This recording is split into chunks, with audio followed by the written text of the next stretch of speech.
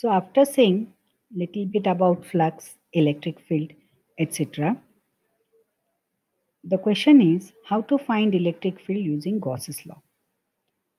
Now, Gauss's law is used to determine the electric field of charge distributions with symmetry.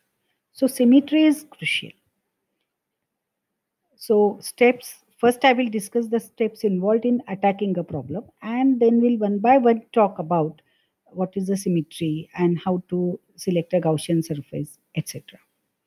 So what are the steps involved? First is identify the special symmetry of the charge distribution. Choose a correct Gaussian surface with the same symmetry as the charge distribution. What does it mean? Supposing you have something like a ball, then ball looks like a sphere. So you have to select a Gaussian surface which is like a sphere. Supposing you have something like a line, supposing your charge is like a line, then you have to select a Gaussian surface which is like a cylinder. Next step is to evaluate the integral phi E is equal to E dot dA over the Gaussian surface, and then calculate the flux through the surface. Next, find the amount of charge enclosed by the Gaussian surface. Then evaluate the electric field of the charge distribution. There are three types of symmetry in order to determine the electric field. What are these three types? Spherical, cylindrical, and planar. So let us talk something about the Gaussian surface. Gaussian surface is an imaginary surface and it should satisfy following conditions. 1. The flux coming from the surface at any point is everywhere normal to the closed surface, so that the dot product of flux density and area vector becomes a simple scalar product. That means d dot dA should become dDA. This should be dA. On that portion of the closed surface where d dot dA becomes dA, the value of d is equal to constant. It should be, so select the surface in such a way that these two conditions are satisfied. Therefore, symmetry is extremely important for the application of Gauss's law in the integral form. So how to choose an appropriate Gaussian surface for the different problems? In order to choose an appropriate Gaussian surface, we have to take into account the ratio of Q and epsilon 0, and it is given by a two-dimensional surface integral over the electric field symmetry of a charge distribution. Now, supposing your charge is like this, charged body is like this is what is the spherical Gaussian surface. The field lines are coming out of it. These are your electric field lines. Similarly, if your charge is something like this, then you have to choose a cylindrical Gaussian surface and the field lines will come out of like this. If your charge is like this, then you have to select a Gaussian pillbox. This particular Gaussian pillbox will be slight increased on the upper side and lower side of the plane sheet. I again repeat, the object should not be a very regular object, because in nature we generally do not find any object which is so symmetric, and that is the reason it can be little distorted, but you select a Gaussian surface which is symmetric. That is the advantage of selecting a Gaussian surface. Now let us understand some of the facts. Different Gaussian surfaces with the same outward electric flux can be seen like this. This picture is picked up by this particular website. Supposing you draw a Gaussian surface here, you can draw a Gaussian surface here, you can draw a Gaussian surface here. It is going to be the same. So don't worry where you draw the Gaussian surface. Gaussian surface should be symmetric. That is the only thing which you should remember.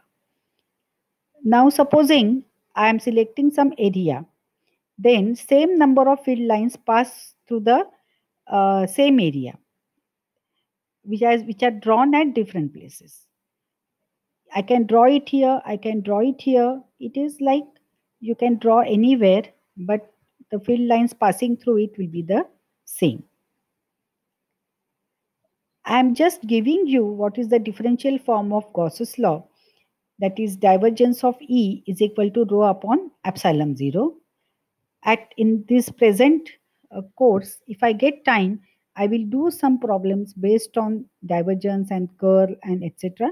Let's see. So let us start with the problems.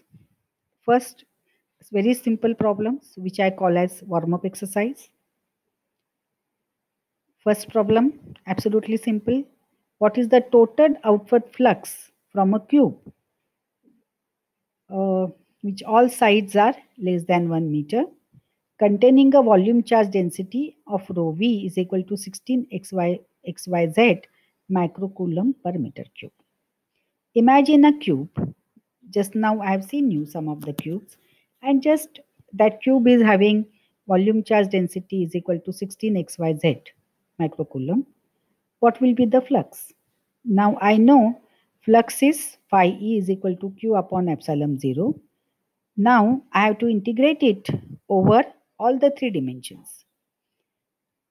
So I will have triple integration 0 to 1, 0 to 1 and 0 to 1 rho dv. 16 being constant, take it outside integration constant. Then you have integration sign, I mean to say. Then you have x, y and z integrated over dx, dy and dz, which will come out to be 2 microcoulomb. How? This will give you 1 by 2 multiplied by 1 by 2 multiplied by 1 by 2. It comes out to be 1 by 8. And so 16 divided by 8 comes out to be 2 microcoulomb. So phi E will be, that is the flux, will be 2 microcoulomb per epsilon 0. So second, another very simple problem. 96 microcoulomb point charge is located at the origin of a Cartesian coordinate system. Determine the electric flux passing through the square of dimensions delta x less than 1 meter, delta y less than 1 meter, and z is equal to 2 meters. How do we solve this problem? In the first problem, I didn't draw a picture because it was just a simple cube. But it is always advisable to draw a picture so that you can visualize the problem. So consider this xyz axis, and square may be taken as one of the face of 2 meter cube enclosing a point charge. So this my charge is enclosed and this is the outer body. So I can use a Gauss's law and symmetry. Flux through a square will be 1 by 6 into flux through a cube. Flux through a cube is q. So 1 by 6 into q. So this comes out to be 96 divided by 6 is equal to 16 microcoulomb. Now I am slightly going on a higher side now. Problem 3. Determine the total charge contained in a cube of side L oriented as shown in the following figure if the electric field within and on the cube is given by E is equal to 1 upon L raised to 4 alpha x squared y z I beta xy squared z j plus gamma xy z squared k, where alpha, beta, gamma are the constants with units v by m. So this is the diagram. See, this is x, this is y, and this is z.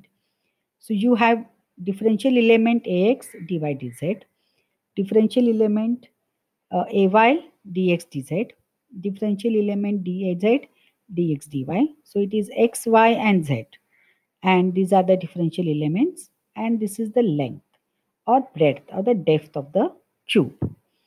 Now this problem looks complicated, but it is not.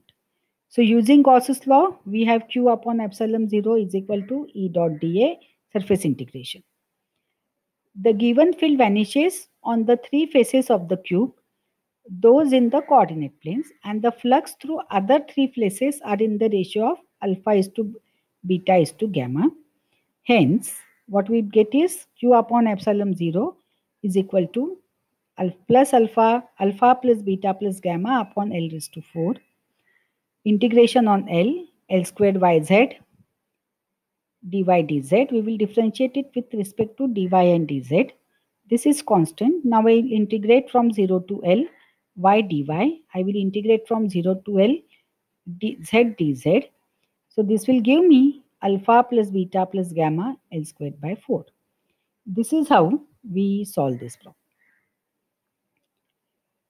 Now another very simple problem. Now quickly you can do it. See, this is a sphere.